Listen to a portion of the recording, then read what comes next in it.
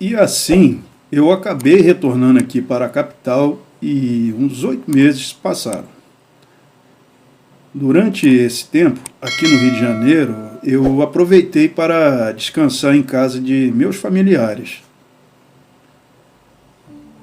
Eu, numa tarde, estava percorrendo o jardim quando então recebi um telegrama da companhia me implorando para que retornasse com urgência, pois devido às histórias que circulavam sobre a tal Dama Sinistra e os trágicos acontecimentos envolvendo os anteriores mestres de embarcação, ninguém queria ser médico do Ileia.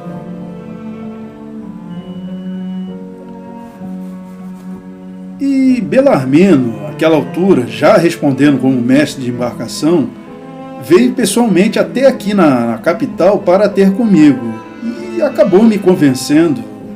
Então, acabei aceitando. Peço-lhe que seja médico de bordo só mais nesta viagem, Dr. Carlos. Está bem, mestre Belarmino. Já me disseram uma vez que eu tinha mesmo as águas do Amazonas nas veias. E assim, uma vez mais, rumamos em direção ao misterioso lado oeste da bacia do Amazonas. Tudo correu bem e voltávamos com uma preciosa carga de borracha lá dos seringais do território do Acre. E como era de meu costume, naquelas noites quentes, eu fui fumar meu cachimbo junto da murada da embarcação. E estava tão relaxado que até adormeci em pé. De repente, alguém me alertou. Cuidado, doutor, não vai cair de bordo. Hã? Como? Era Januário, um dos tripulantes mais antigos e que havia sido promovido a contramestre do Ileia. Estava dormindo, doutor? Disse Januário sorrindo, achando aquela situação engraçada. Foi quando, nesse instante, vimos um pequeno objeto. Mas não era um objeto qualquer. Para nosso assombro, era algo que já tínhamos visto antes.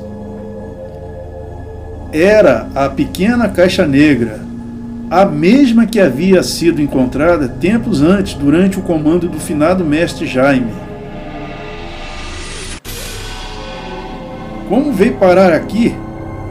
É aquela velha caixa negra que mestre Belarmino atirou ao rio da última vez. Não toque nela, doutor. Pertence à Dama Sinistra, me alertou Januário, temeroso e bastante preocupado. Mestre Belarmino chegava nesse instante. O que se passa aqui, gente? Lembra daquela caixa negra que você jogou fora quando o finado mestre Jaime era o comandante da embarcação? Bom, parece que o rio a devolveu. No entanto, apesar de surpreso, mestre Belarmino estava um tanto cético e argumentou, dizendo: Ah, meu bom doutor, até o senhor, um homem letrado, certamente que algum engraçadinho a pôs aqui. Então, quem estará querendo nos pregar uma peça, mestre? É igual a mesma, sem dúvida. Vamos empurrá-la para o rio. Impossível, Januário. O próprio mestre Belarmino lançou ao rio naquela vez, lembra-se? Mas, Carlos, o estojo é de madeira. Poderia ter flutuado e ter sido até recolhida por algum tripulante. Aquela hipótese levantada pelo mestre Belarmino não me convencia, e eu disse: Esse é exatamente o problema, mestre Belarmino. Nenhum tripulante desta embarcação teria coragem, até porque eles são supersticiosos. Apesar da advertência de Januário, mestre Belarmino decidiu levar a caixa negra para o seu camarote e pediu para que nós o acompanhasse. Mestre Belarmino, então, abriu a caixa para verificar o conteúdo. E como da outra vez, o mesmo véu negro estava ali dentro. Olha, doutor, é o mesmo véu imundo e nem está molhado. Curioso. Convoque quem não estiver de serviço, Januário. Interrogarei a todos. E assim, os tripulantes foram interrogados um a um pelo mestre Belarmino. Mas por mais que o mestre xingasse e ameaçasse, nada descobriu. Vai ser difícil descobrir alguma coisa, mestre. Guardarei a caixa comigo. Não sou supersticioso. Retornei ao tombadilho e voltei a fumar acompanhado de Januário, que também fumava. Havia-se passado 1 hora desde então, mas de repente ouvimos um barulho de tiro. Um tiro, e veio da ponte de comando. Toda a tripulação chegou quase ao mesmo tempo ao local da desgraça, e o que vimos foi uma cena terrível. O mestre empunhava a arma de serviço e está ferido, disse um tripulante que havia acabado de chegar ali antes. Imediatamente prestei socorro ao mestre Belarmino, mas o tiro que lhe dera em si mesmo era muito grave. Havia atingido o coração e, lamentavelmente, constatei que não poderia salvá-lo da morte. Por que fez isso, mestre? Deitando sangue pela boca, o mestre arregalou os olhos e, com muita dificuldade, disse: ela, a mulher maldita, quer nos desgraçar todos os tripulantes e afundar Oileia. Ela estava aqui. E, em seus últimos instantes, Belarmino olhou e apontou para a caixa negra, que, para meu assombro, estava vazia.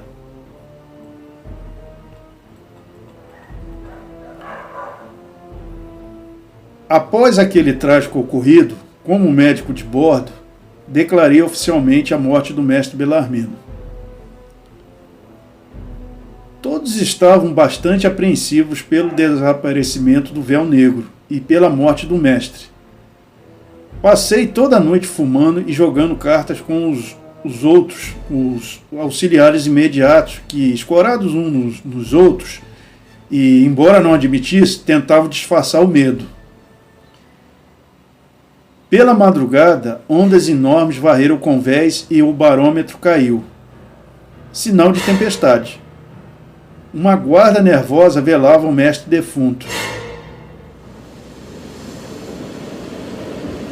Uma lamparina caiu, queimando o tapete.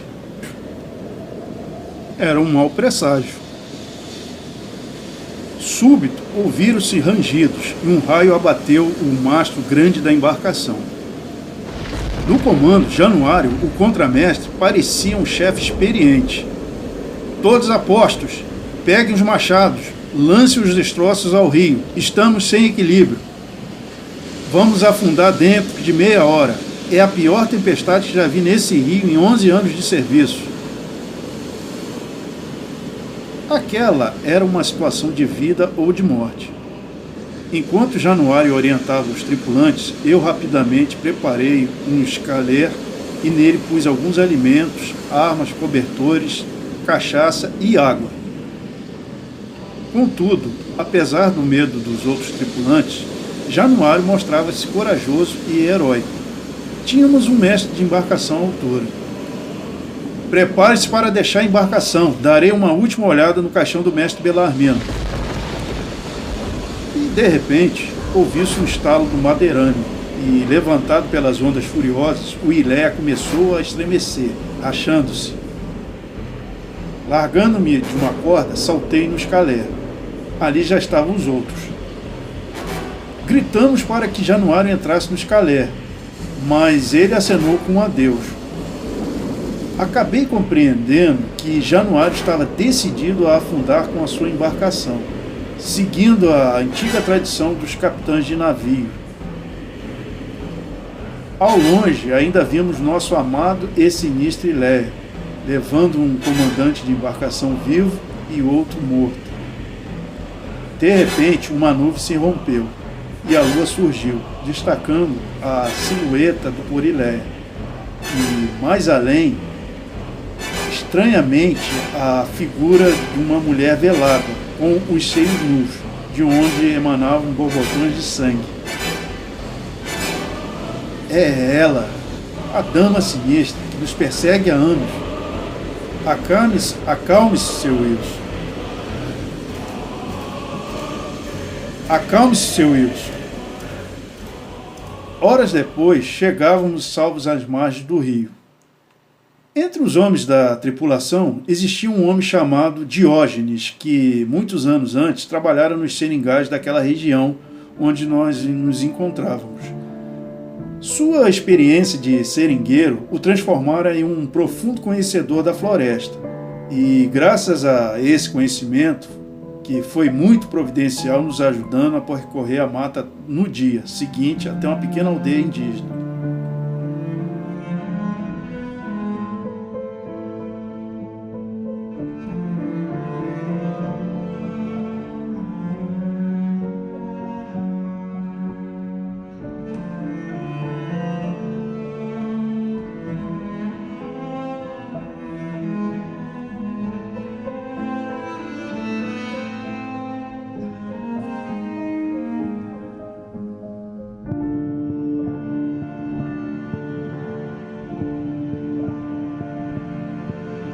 Mas logo tivemos notícia do Iléia.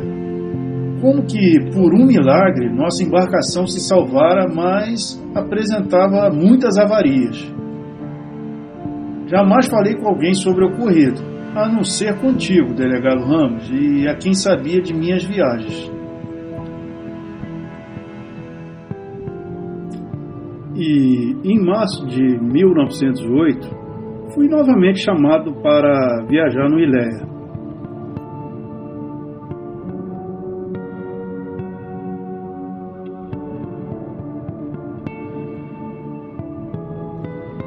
Wilson Taborda era o novo comandante e se lembrava de mim. Nossa embarcação está outra, hein, mestre Taborda? Parabéns! E mais uma vez partimos de Belém rumo a Iquitos. Vamos ganhar um bom dinheiro desta vez, mestre. Vamos sim. Levamos uma carga bastante comercial.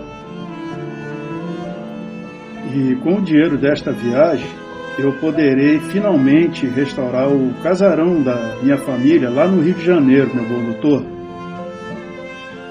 Então eu irei visitá-lo muitas vezes, mestre Taborda.